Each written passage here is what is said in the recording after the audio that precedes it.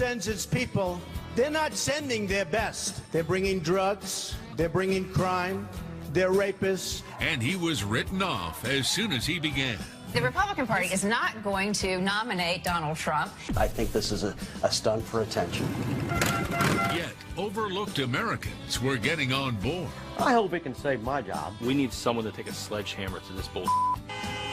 And in the end, Donald Trump beat the odds. This election year is not about ideology, it's about insurgency. But the opposition isn't going away. How will it all play out? When you're in the White House, you're drinking from a fire hose 24 hours a day. We can work together and unify our great country. Fox News reporting the Trump revolution. And now, Brett Baer. Donald Trump, president, a political earthquake. A lot of people still can't believe it. But we've been covering this political revolution from the start. So while America is still catching its breath, we thought we'd explain how we got here and where we may be going next. On Election Day, tattoo artist Bob Holmes of Seabrook, New Hampshire, did something he had never done before in his 48 years. He voted. Walked in there, it was very awkward. I didn't know where to go, what to do, who to talk to. I obviously looked lost because somebody came over and talked to me and told me what line to get into, and went into the behind the curtain and voted, and took a picture on my phone and posted it on Facebook that I voted for Donald Trump. How's it going? So far, so good. Holmes earned some notoriety during the campaign by offering free tattoos of Trump. Trump wins 2016. Trump wins 2016. So on election eve, he stayed up all night watching. This is us. This is our country. It's real. How do we explain how this is possible? I don't know that he really has a plan. I love the fact that the media and the anchors were freaking out and just couldn't take it. Holmes says he had switched on Fox News at 2:40 in the morning when we made the call. Donald Trump will be the 45th president of the United States. I don't think I've been that excited since I was probably 12 years old and I got up for Christmas. That literally was the feeling that I had. Bob Holmes was one of millions of Americans who contributed to a shockwave that is still rattling the country coast to coast. So when Donald Trump emerged from his headquarters to give his victory speech, it seemed like the world had changed. Now it's time for America to bind the wounds of division. We have to get together. After a notably divisive campaign, he spoke words of unification.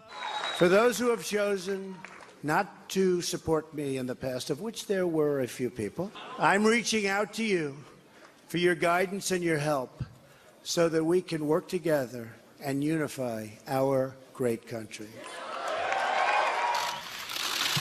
The next day, President-elect Trump met with President Obama at the White House. That meeting seemed to signal a more cordial tone as well. This was a meeting that was going to last for maybe 10 or 15 minutes. The meeting lasted for almost an hour and a half, and it could have, as far as I'm concerned, it could have gone on for a lot longer. I don't think he is ideological. I think ultimately he's pragmatic. That can serve him well, as long as he's got good people around him and he has a clear sense of direction.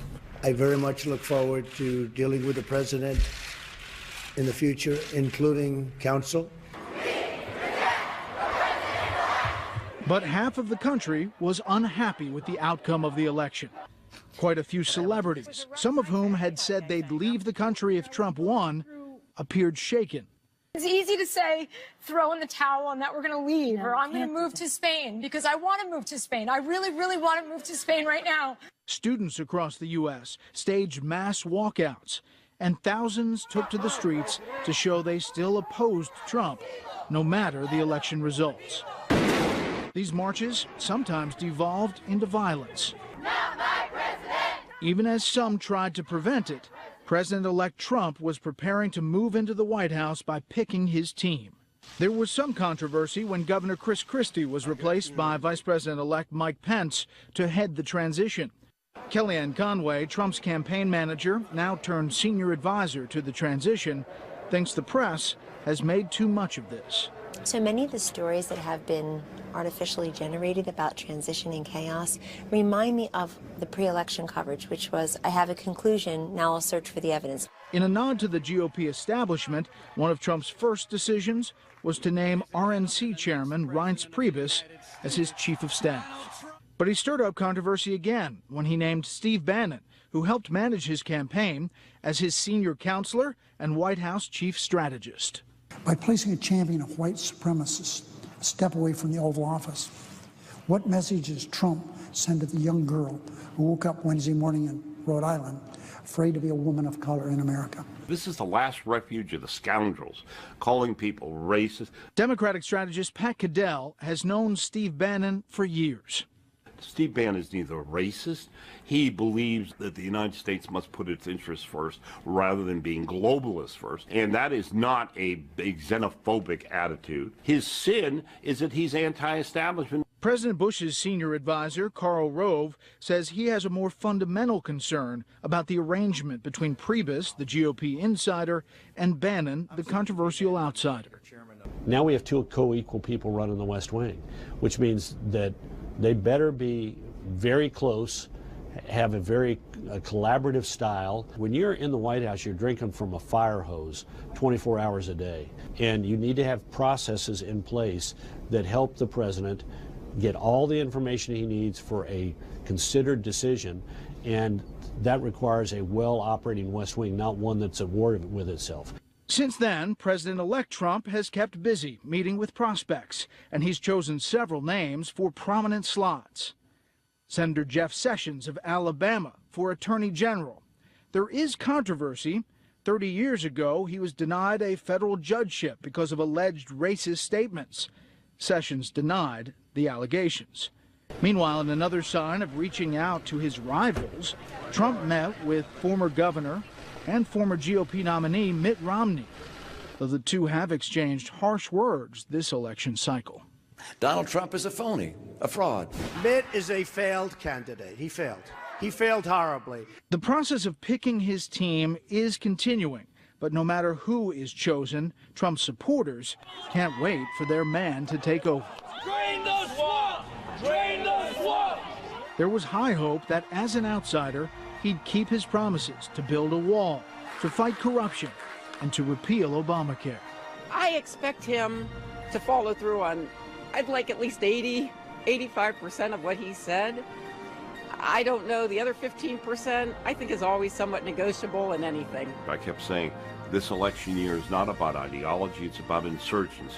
Ours was not a campaign, but rather an incredible and great movement made up of millions of hardworking men and women who love their country and want a better, brighter future for themselves and for their family.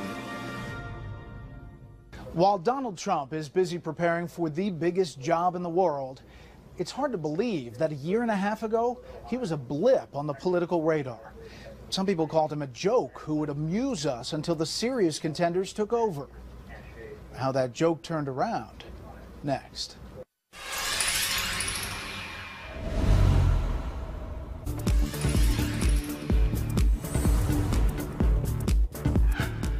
How do you run for president when the field is crowded and you've never held office before?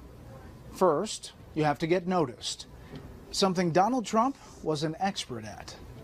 My father, Donald J. Trump.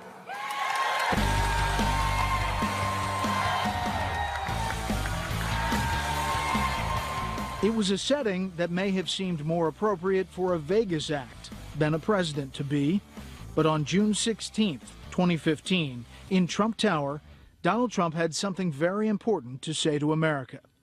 Ladies and gentlemen, I am officially running for President of the United States, and we are going to make our country great again. The 69-year-old billionaire real estate mogul had never held office, but now he was going for all the marbles. Beyond the announcement, one section of his speech got almost all the attention. When Mexico sends its people, they're not sending their best. They're bringing drugs, they're bringing crime, they're rapists, and some, I assume, are good people. This was not how candidates normally spoke. Pundits announced his campaign dead on arrival. How should Republicans handle Donald Trump? Ignore him. He's not going to win the Republican nomination. I really don't think that it's what the Republican Party needs. But Trump kept it up, banging the immigration drum. I will build a great, great wall on our southern border, and I will have Mexico pay for that wall. Mark my words. The line became fodder for countless punchlines. Now, how are you going to deal with immigration? Build a giant wall. Okay, what about the economy? Build a giant wall. Yet his tough talk struck a chord. And nobody builds walls better than me, believe me. By mid-July, Trump shot to the top of a crowded Republican field. His freewheeling style got the lion's share of media attention. For instance, no one makes fun of a war hero except Donald Trump, here talking about John McCain. He's not a war hero. He's a war hero. He's a war hero. 5.5 years. He's a war hero because he was captured. I like people that weren't captured, okay? I hate to tell you. Once again, the pundits counted him out. He needs to apologize, and it remains to be seen if he's got sense enough to do that. He's not going to be a viable candidate. You can't say the kinds of things you can over a period of time without crashing and burning. Instead, his polling improved. Everyone else, bing. What would make other candidates radioactive only seemed to make him stronger. There was the comment he made in Rolling Stone magazine about Carly Fiorina. He said, quote, "Look at that face. Would anyone vote for that?" But Trump's position atop the polls remained firm. Though there were a few twists and turns ahead, by late May, Trump had secured his party's nomination. Thank you very much, everybody. Thank you. I am your voice. And after the Republican National Convention in late July, he had pulled even with Hillary Clinton in the polls. But if anyone thought he'd moderate his tone for the general election, they were mistaken. Hillary, rotten Clinton. Crooked Hillary Clinton. Indeed, the brash billionaire was ready for more trash talk and not just about his opponent. Here, you can have it. Anybody want?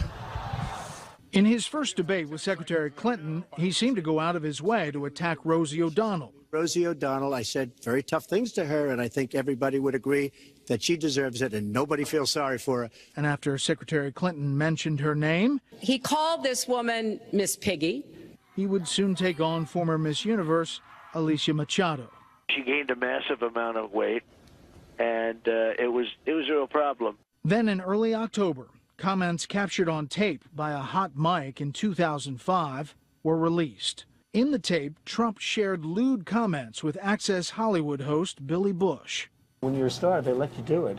You can do anything. Whatever you want. Grab them by the I can do anything.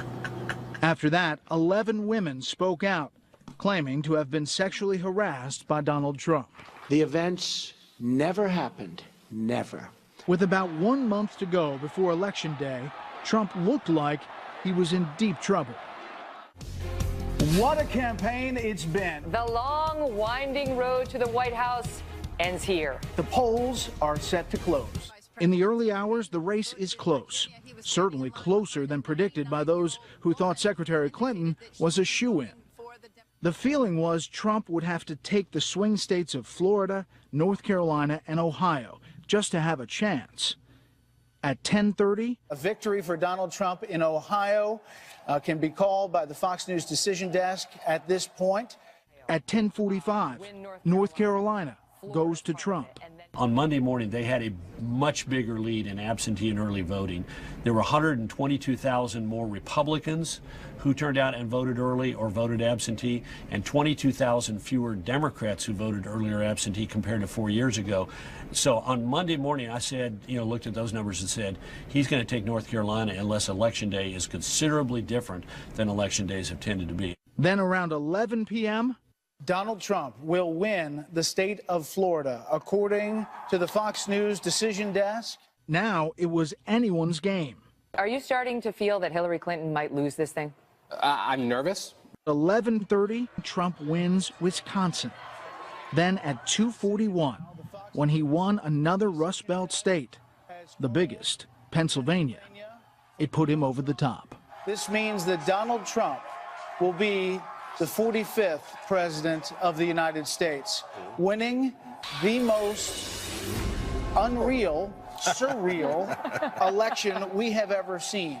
Election night was absolutely euphoric here in this room. It wasn't until he saw the 270 number be surpassed that he knew it was real. But it also was a complete vindication of the way he ran his campaign on his terms, with his own style and with his own message. Donald Trump fought a campaign not just against candidates, but against conventional wisdom, and he won. The pundits didn't think he could do it, but the people did. He'd obviously struck a nerve. We'll look at that when we return.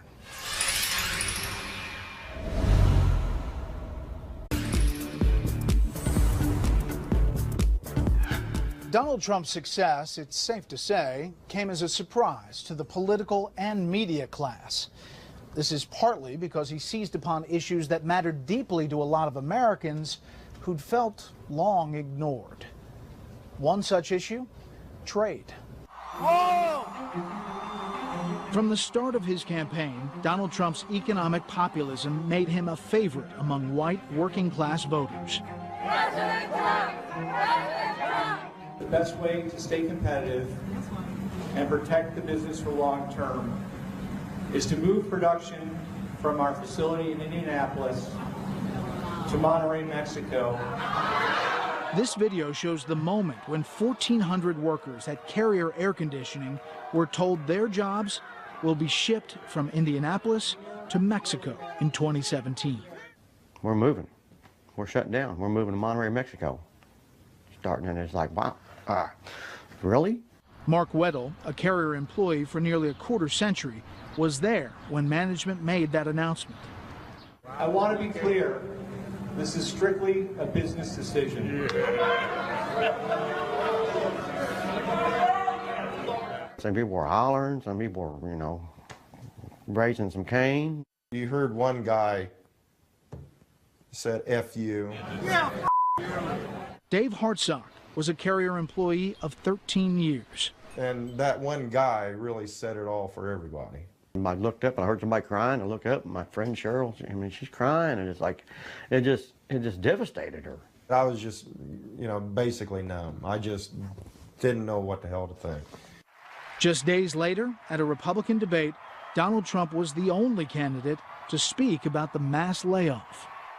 All of these 1,400 people that are being laid off, they're laid off. They were crying. It was a very sad situation. He explained what he would do to Carrier if he was elected president. I am going to get consensus from Congress, and we're going to tax you when those air conditioners come. So stay where you are or build in the United States. That sort of talk directly contradicted decades of Republican thinking on free trade. I did catch out on the news that he brought up Carrier. I thought, hell yeah, about time somebody say something. Though Mark Weddle is a Democrat and a union member, this time he decided to support Trump. I believe the entire political system is going to be different from now on. It needs to be changed. You know, nothing gets done. Nothing happens that benefits the American people. It's benefiting somebody else. If we let everybody go to Mexico, we're not going to have any jobs for our grandchildren. I think everybody's just mad, and they got fed up with the government letting things like this happen. I appreciate any candidate that's going to do more to keep jobs in America. I hope it can save my job and everybody else's job that's in the same situation. This is not the first factory that's closed down. Another example is Niagara Ceramics in Buffalo, New York, which closed in 2013. It was just impossible for us to compete with the foreign market. Joe Bronco was a vice president. Very difficult for us to manufacture a product in the USA at dollars per piece more than you could buy it for landed at a port on either coast. Today, the old warehouse feels almost haunted, not by ghosts, but by memories of when the factory employed more than 400 skilled workers. We held on as long as we could. and we just couldn't do it. Bronco was down, but not out. He's opened a new ceramics facility in Rochester, New York, called North Star Ceramics. Much smaller, but growing. Donald Trump made it very clear that we've made some bad trade deals, and they're affecting businesses like me today, and we are definitely not working on a level playing field. Joe felt so strongly about it, he and his family worked to get Trump elected. The fact that Donald Trump is a businessman is playing a huge factor in my support of him. I mean, he understands what it's like to be where I am, in a much larger scale. Before he entered politics, New York Congressman Chris Collins was personally involved in securing funding that kept Niagara Ceramics afloat for several years. And then he became the first congressman to support Trump. Today, he is Trump's congressional liaison during the transition. Were you ever nervous jumping on the Trump train so early? I was never nervous. It was an easy decision for me to make coming from Western New York, which has been devastated by bad trade deals. When it is President Trump, how do you think he will help jobs come back to upstate New York? We're going to have to negotiate trade deals, and there may well be some tariff type of barriers to level the playing field. It's got to be fair trade. When I'm president, if a company wants to fire their workers and leave for Mexico or other countries, then we will charge them a 35% tax when they want to ship their products back into the United States. I don't believe that President Ford is now going to follow through and move those small cars to Mexico. I think that's a decision he's going to reverse. When you start talking tariffs, you've heard the critics that say those jobs are gone for good. You don't buy it. Not everyone is going to be, in the STEM world, a scientist, an engineer, a physician. Those are great jobs, but let's just be honest with ourselves. So where are the good jobs? And it's not in the lower paid service industries. It's making stuff, what we used to do. And we've got to level the playing field. The frustrations and even anger of the working class played a central role in the 2016 election. But how is it that a celebrity billionaire came to be their voice? That's next.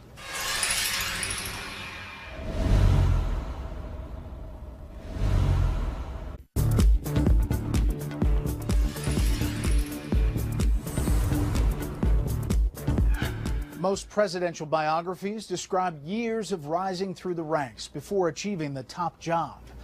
That will not be the case with Donald Trump. Nevertheless, to those who think his candidacy came out of nowhere, there's actually a lot of history leading up to it. In fact, a lifetime's worth. Donald John Trump, son of Fred and Mary Trump, was born June 14, 1946, in Queens, New York. Fred was a real estate developer, specializing in middle-income apartments. Young Donald grew up around building sites and construction workers. But he had a rebellious streak, and Fred was a no-nonsense father. He sent his son to a military school, the New York Military Academy. My father raves about military school. He often says it's the best thing that ever happened to him. It gave him a lot of discipline. I think that's Donald there. See, he's the biggest guy. Ted Levine went to military school with Trump. They became friends, perhaps the first time Trump connected with one of the little people. He did protect me a lot from bullies. When he said, don't go near Levine, they didn't go near Levine. Even back then, the young Trump was a mighty competitor. He was a great athlete. Anything he wanted to do, he could be the first. He far exceeded what the rest of the group was like as far as his talent. Trump followed his father into real estate. In 1971, he was given full control of the family company, which he renamed the Trump Organization.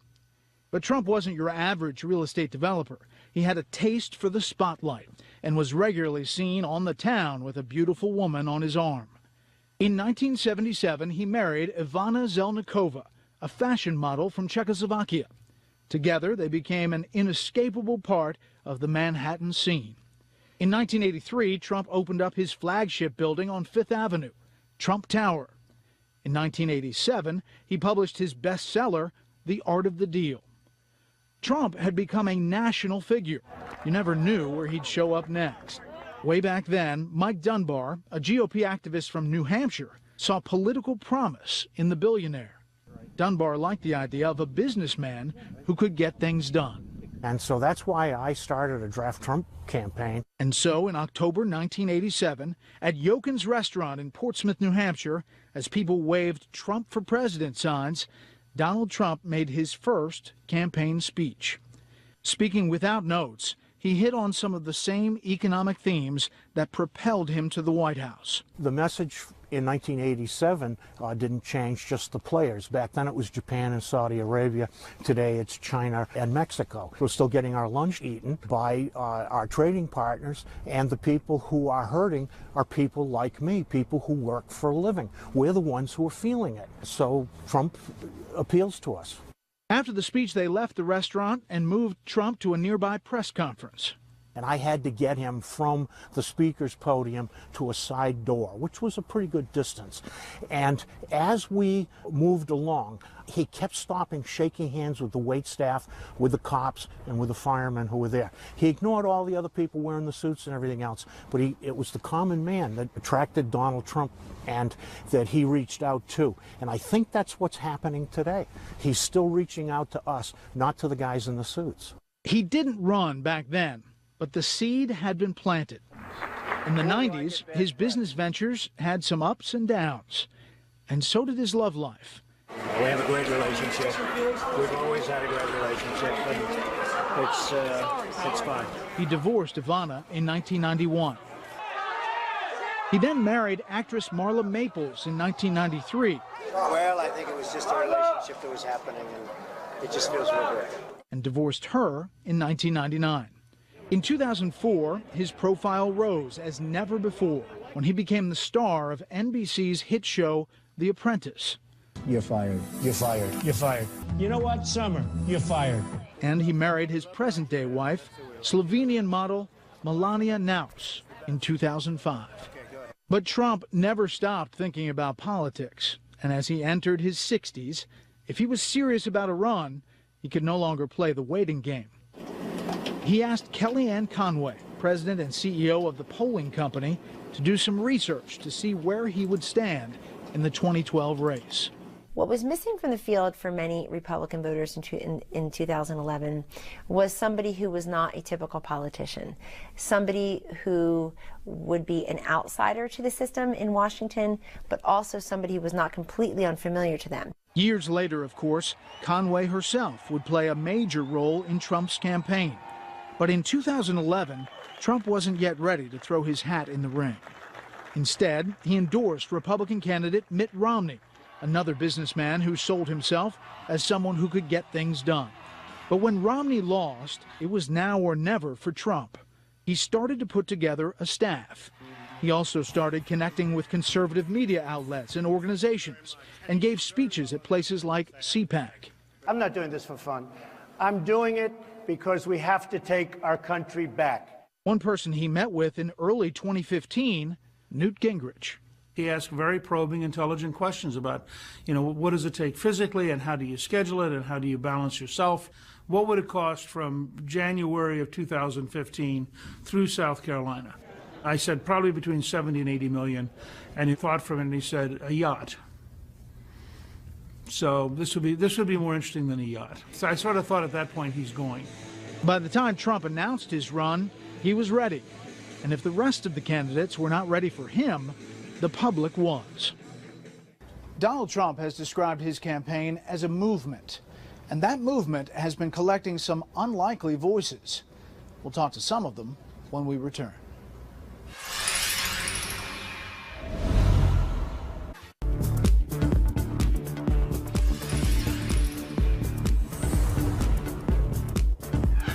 To win the election, Donald Trump brought a lot of new voters to his party. And as you're about to see, many of them were filled with surprises. Remember Bob Holmes, the New Hampshire tattoo artist? The one who just voted for the first time? Everybody's trying to be politically correct, but nobody says anything because you don't want to step on toes or you don't want to hurt somebody's feelings.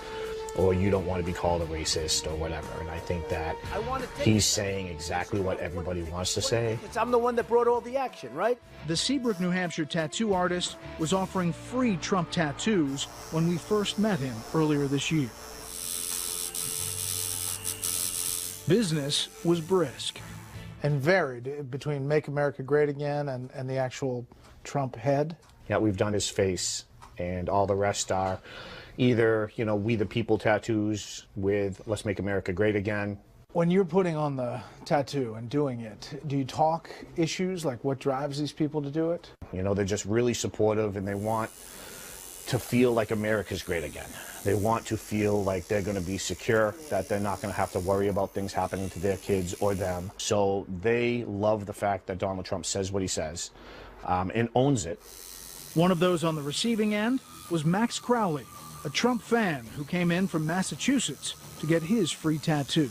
I got a Trump tattoo on the back of my calf, and it's his portrait. I mean, that's kind of a permanent deal. It is. You're in. I'm in. I'm in 100%. There's no going back on that now. It's there forever. Let's see it. You want to see it? And there he is. How about that? The Donald. The Donald. To Crowley, the billionaire businessman represents hope for the working man. As a construction worker and a carpenter, work has not been great. For the past couple of years, it's been hard, you know, especially with a family supporting them. And as a business class kind of guy, you know, he promises a lot of good things for the future, and the future is everything to me and my family. So now you can look at your leg and get inspired. That's it. Absolutely correct. I'm behind Donald Trump 100%, and now Donald Trump is behind me. Is this a voter revolt, you think? I think it's a revolt against the politicians that are running the country now and doing such a bang-up job. I think it's time, and everybody else thinks it's time, to change it. Holmes wasn't alone in finding a new political direction.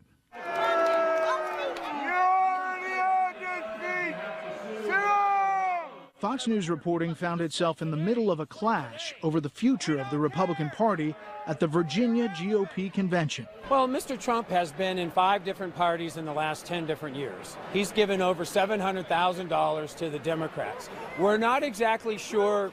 I used to be a Democrat for 30 years, and that man convinced me to be a Republican. Who gives a if he changed over time? What? So you don't want my vote? I'm a Republican now, and I want the Republican Party? So you're saying if you grew up as a Republican, then you're better than me as a Democrat? I'm not yelling at you.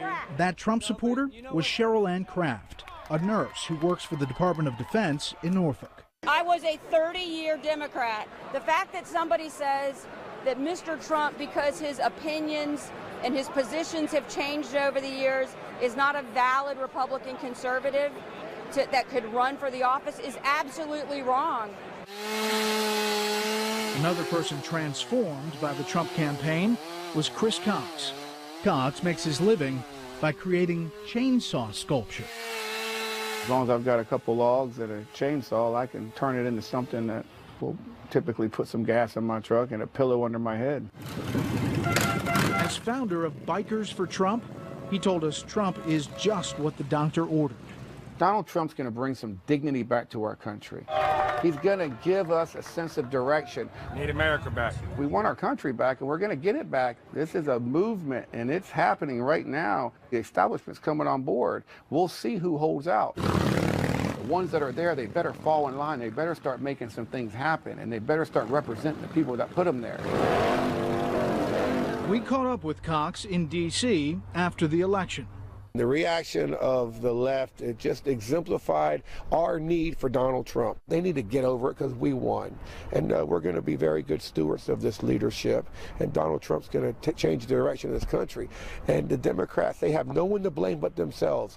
If they wonder how we got to Donald Trump, ask Barack Obama and his policies. I'm not a wilting flower. I am first a conservative, I'm a mother, I'm a educated person, I'm an attorney, and oh yeah, I'm a woman too.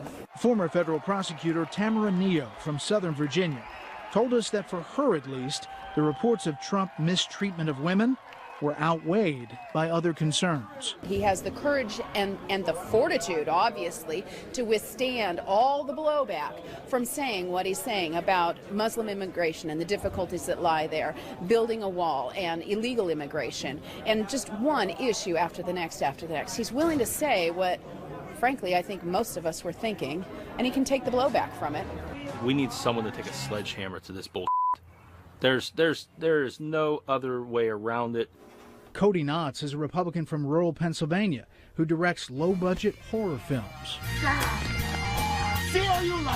He told us he considers himself a Reagan man, but also says Donald Trump is the only candidate he trusts to take action on the economy. None of them want to change trade policy. They all want to sell out the average working man so their buddies can make more money. Is he the best messenger? No, but he's the only messenger we got.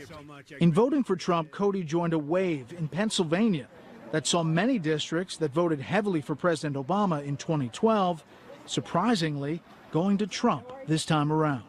When I found out Donald Trump had won, I started crying. Finally, somebody gave a damn that my dad lost his job.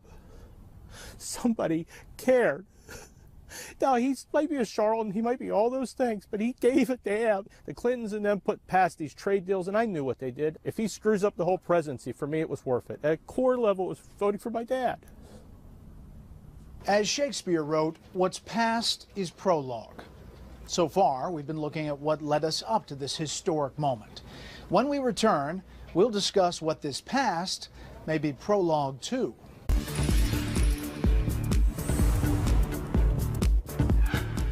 In the 1972 film The Candidate, where Robert Redford's character runs an underdog Senate campaign, the last line he says after winning the election is, "What do we do now?" While the film is an often cynical take on American politics, this is nevertheless a question that must have gone through the mind of many a politician.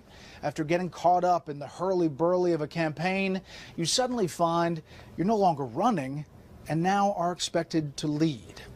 It's likely many in the Trump circle must be asking that same question. What do we do now?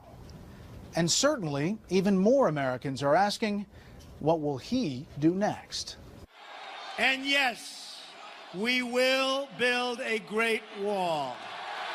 Of all the promises candidate Donald Trump made, the one that got the most attention was the wall. Will he be able to build it? Kellyanne Conway has little doubt. He will build the wall. Mexico will pay for it. Immigration has always been what's fair to the illegal immigrant. And as Donald Trump, as candidate and as president, has promised to also say, hey, what's fair to the American worker? He is going to make good on all of these promises. Karl Rove believes the people may allow a little give. As I travel, people would say, I'm for Trump, and we get talking about the issues. I'd say, do you really think you'll be able to build a wall and make Mexico pay for it? Every person I ran across said, oh, no. But you know what? He'll secure our borders. This is for everybody. He will definitely see defiance when it comes to deporting illegal immigrants. Mayors of major American cities vow they will remain sanctuary cities. To be clear about what Chicago is, it always will be a sanctuary city. And he may find resistance even within his own party. You're not on the same page on immigration, at least on the campaign trail. I don't really agree with that. We are on the same page on securing the border. And that border security first is what what President-elect Trump is talking about, and that's something we all totally agree with. On the ground, en el suelo. And the deportation force. Well, I think right now we want to secure the border, and that is really the first priority. As for repealing and replacing Obamacare, we're told that is still on track, while Trump has talked about keeping two elements of Obamacare, letting kids stay on their parents' plan till they're 26, and making sure people with pre-existing conditions are still covered. It happens to be one of the strongest assets. You're going to keep that. Obama's legacy, the main thing is, of course, Obamacare, and he's already started to backtrack on that. Thomas Frank is the author of Listen Liberal. If you look at Obamacare, there are certain aspects of it that are massively popular, and to undo them would be to kill your own political future. I think what he'll do is he'll fiddle around with it and call it Trump Care, you know. He'll adjust it in this way and that. No, he will make good on his promises. The fact that there's about 33,000 pages in the Affordable Care Act, otherwise known as Obamacare, and I'm sure you can find one or two good things in 33,000 pages. I mean, even a stop clock tells the right time twice a day. Having said that, he's made very clear what his replacement plan is. Tell us what you hope to accomplish. Trump also has big plans for infrastructure spending, as outlined in his victory speech. We are going to fix our inner cities and rebuild our highways, bridges, tunnels, airports, schools, hospitals. We're going to rebuild our infrastructure, and we will put millions of our people to work as we rebuild it. I think this is going to be a battle. He's got two battles there. One is going to be a battle with the Democrats because, look, they may not consider whatever he wants to spend sufficient. And second of all, he's going to have a battle with Republicans who spent the last 8 years belittling the stimulus bill. Then there's his promise to drain the swamp of Washington. When he talks about draining the swamp and reducing the size of federal government, eliminating the regulations that have choked off our economy, and this obnoxious revolving door of individuals making millions of dollars based on contacts, there is no question that's all going to happen. I can understand why many of the lobbyists and consultants in Washington, D.C. are just incredibly nervous that their gravy train is going to be busted off the wheels and the engine ripped out with him as president, because it has to stop. The joke I used to say to folks when I came here 4 years ago and bought a condominium, I said, if I do my job, I'm going to lose a lot of money on that condominium because there's going to be a surplus of places to rent and own as we do drain the swamp and reduce the number of federal employees. I'm quite happy to lose money on that investment. He's made other promises, of course: renegotiate trade deals, strengthen the U.S. military, increase educational opportunities. In general, though, make America great again. I think they elected him because they said Barack Obama is doing stuff to our country that we totally disagree with, and this guy's going to be a strong leader who'll secure our borders, make America's military strong again, make our country respected around the world, get good trade deals, but most important of all, he will get the economy going again. There'll be better jobs and bigger paychecks. Come this January, when he's sworn into office, Donald Trump's plans will finally be tested by the real world. How well they work out will help determine not just what sort of presidency Trump will have, but what sort of country we'll be living in. 8 years ago, many Americans thought we were on the verge of a new era. The Democrats had won the White House, held both chambers of Congress, and seemed on the verge of turning the U.S. Supreme Court. Today, all of that's reversed. Politics works that way sometimes. President-elect Trump is a controversial figure, but now it's his job to prove to Americans that they made the right choice. And in the next 4 years, perhaps